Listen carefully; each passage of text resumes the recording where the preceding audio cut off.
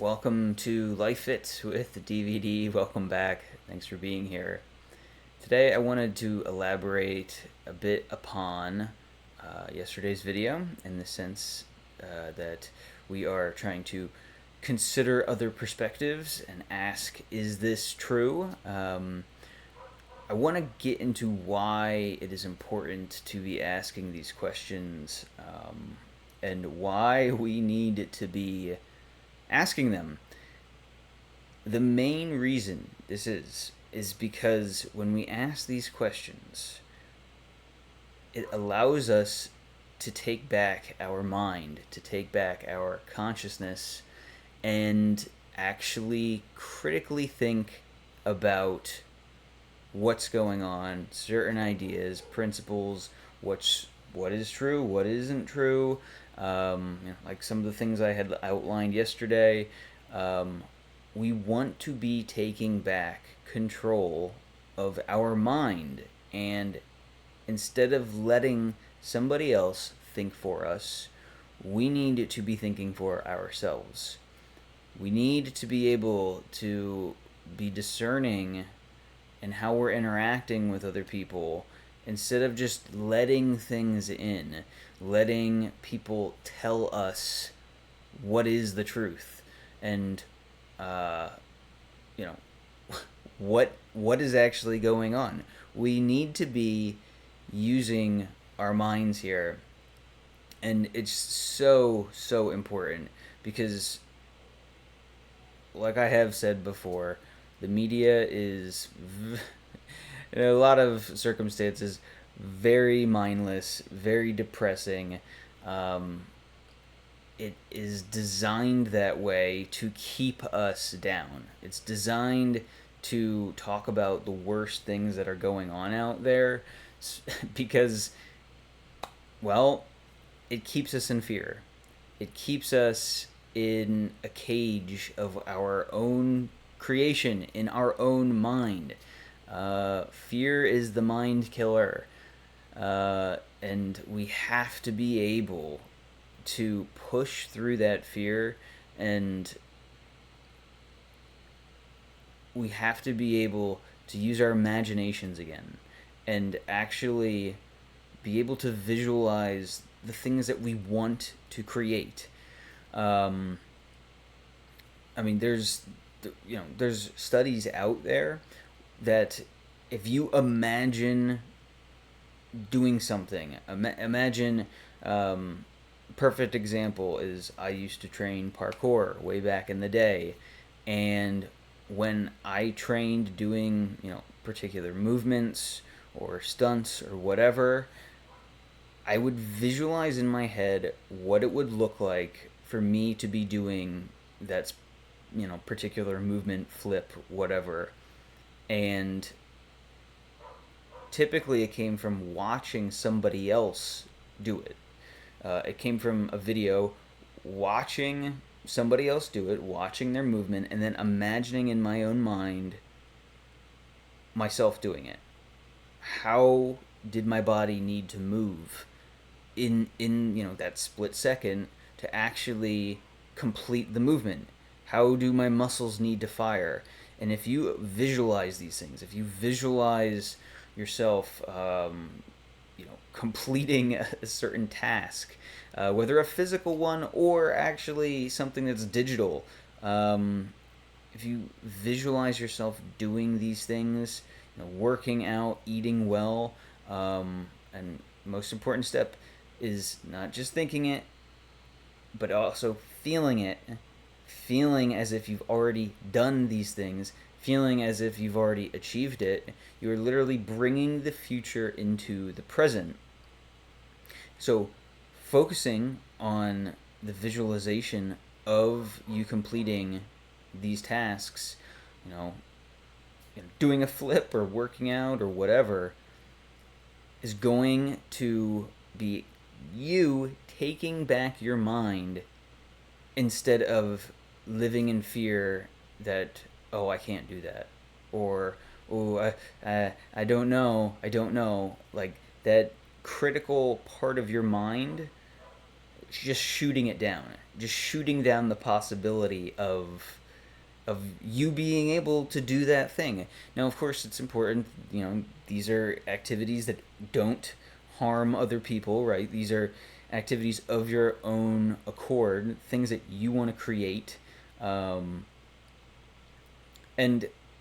it's interesting that I'm talking about this because just the other day I was talking about keeping an open mind to other people's opinions. Well, there's a difference. There's a difference between you taking back your own mind as well as considering other people's perspectives. If another person is, has a perspective that's driven out of fear, or you think is driven out of fear, I mean, you can express that to them.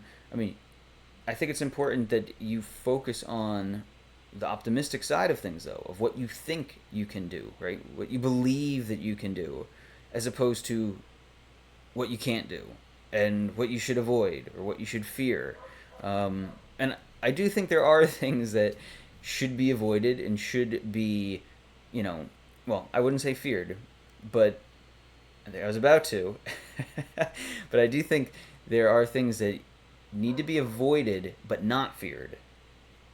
It's a very important distinction that you can hear things, hear information about things to avoid, but you don't have to feel the fear of you doing that thing. It's simply something that you don't do. It's just something that you choose not to think about, right? There's a difference between thinking about it of, oh my gosh, I shouldn't do this, and it just being out of your mind. Use your mind to take back your consciousness, take back your awareness, right? Very important commodity in today's society is your awareness. Take it back. Focus on the things that you want to build. Focus on the thoughts of the steps of what it is that you would need to do to, achieve whatever goal. Focus on those things. Focus on what you already have. Feel how good it is that you have what you have right now, because even if you have nothing, there's something. There's some blessing. There's some privilege that you have to be thankful for, to be grateful for. And there's always something. There's always something. Just the fact that you are alive, that you are here, you're able to hear this message right now, it's beautiful, right? It's beautiful. You're not dead. So, hey, isn't that a gift? Isn't that a blessing? So, every day that you are alive is truly a blessing. Because on the other end of the things, we don't know. We don't know what exists. So, wouldn't it make sense to just focus on the time that you have here and trying to create the things that you want? Because there is nothing else. There is nothing else, right? There is no reason to be constantly living in fear like we have been bombarded with through the media. So this is why it's just so important to really focus on your thoughts that are going in, and the thoughts that are going into your head, and really taking back control of your mind. Because if you don't, somebody else will do it for you. Somebody else will put the ideas in your head that is basically software that's being put into your program, installed on your mental desktop. And do you want it there? Is that software that you want installed in your head? Is that something that could potentially have some malware that causes other areas of your life to malfunction? And especially when it comes to your body, don't mess with that. Don't mess with your body in chemical ways, please. Try to, because all of these things are connected. All these things are connected. Try to eat as clean and healthy as you possibly can. Eat things that are, one step away from nature, whether that just be an apple or a banana or natural things, foods that are real, because the foods that we have, in the store that are processed, that are all sorts of sugar and stuff in them, that stuff is so bad for us. It's so bad for us. And we need to focus on putting the right things into our body, because this influences our mind, this influences our emotions. And when we're putting chemical things that we don't know even what's in there, it's just a recipe for somebody being able to hack your vehicle. So I hope this helps.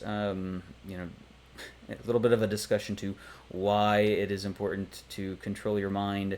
And yeah, let me know what you think about this. Let me know what you do to try to take back control of your mind and your body and your soul, right? I mean, a lot of the things going on really come down to a soul level, and uh, we need to pull it back. We need to be in charge of ourselves as sovereign human beings and work with each other, work with humanity to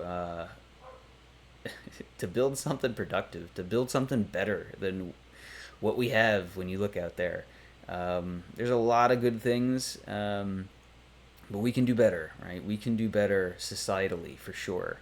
So if you want to be better too, let me know. Like and subscribe this video.